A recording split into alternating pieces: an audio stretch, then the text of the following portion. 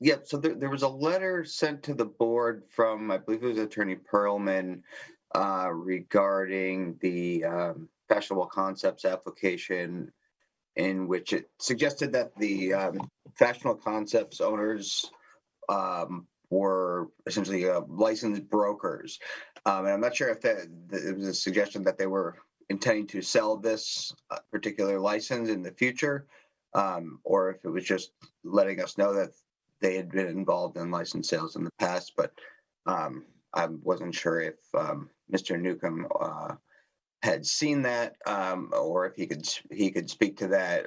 Who is going to be operating the store if yours was this a successful applicant? I'd be happy to answer the question. Thank you. So I've been very successful over the years running multiple businesses. I'm an entrepreneur and I try to create value where there is none. And every entrepreneur's vision is really to build something up that's of value and have somebody be interested in coming in and buy it out. So if I was to tell you that I wouldn't consider selling this store, that wouldn't be an accurate statement. It wouldn't be truthful. I look at these. I look at this application. It's very valuable, and it's a very important location that we'd have to go in and spend a considerable amount of money to make this, to pull this together and make this work. And Mr. Perlman's, I know Mr. Perlman well, and some of his clients call us regularly to try and get us to sell some of the things that we have. Some we do, some we don't. This one would be building this out, committing to the lease. I'd be signing on the lease personally with the landlord. My intention would be to build something, and if Mr. Perlman's client comes to me and asks me to sell it, then we'd consider it. But my interest is to get the store open. The buck stops with me, and at the end of the day, would I be running the store? No, we'd be back before the board with a professional manager prior to opening that would step into that space and run that store on a day-to-day basis. But as long as I'm involved, the buck stops with me all the way. I think that Mr. Perlman speaks to his clients, been there for 30 years. I don't know that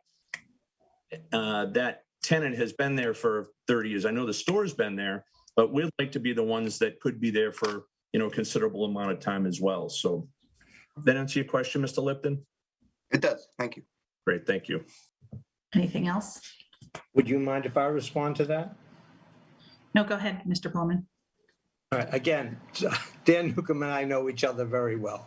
We're both in the same business, and we do represent people buying and selling liquor stores and liquor licenses and liquor businesses.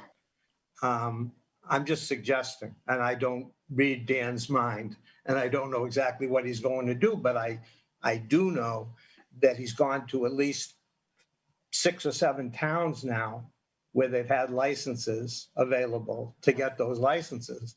And I do know that at least 2 of them, they've gotten the licenses and the stores are not built out. And I do know that in at least one case, he got the license, and before the ABC approved it, my client already entered into a contract with him to buy it and not to run his concept.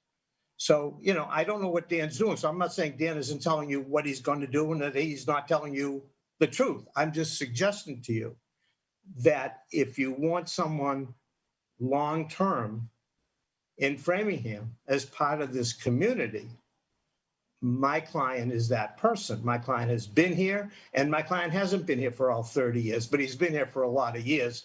I can't tell you exactly how many, but the store's been there for 30 years. He's been there for, I don't know, maybe 8 or 9 or 10 years, whatever.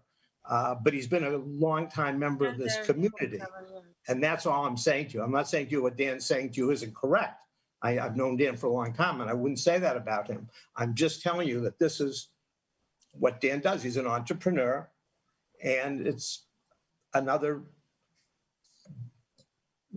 business plan, shall we say, of something he's doing right now. And so I'm just in supporting my client. I'm just suggesting you should think about that when you're going to be giving out this license to someone. Thank you. Okay, thank you. Madam Chair, may I offer a comment on that? Pardon me, Madam Chair, may I just respond for a moment? The store Mr. Perlman's referring to is a store in Lexington. And we applied for a license in Lexington back in June of last year, May of June of last year. There were 2 licenses available. They were unused. They had been unused for quite a while.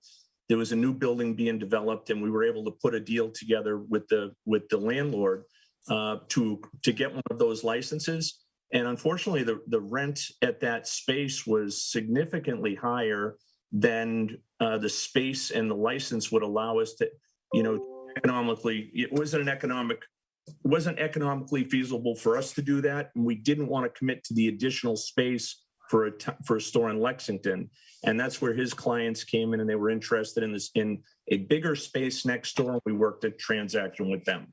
So it wasn't exactly, we got a quota license and turned around to sell it, to them. So. Okay. Mr. Lipton, any follow-up? No, nothing further. Mr. Palaji? I have just a few comments for consideration. Number one, with Macari's Market, I do sincerely appreciate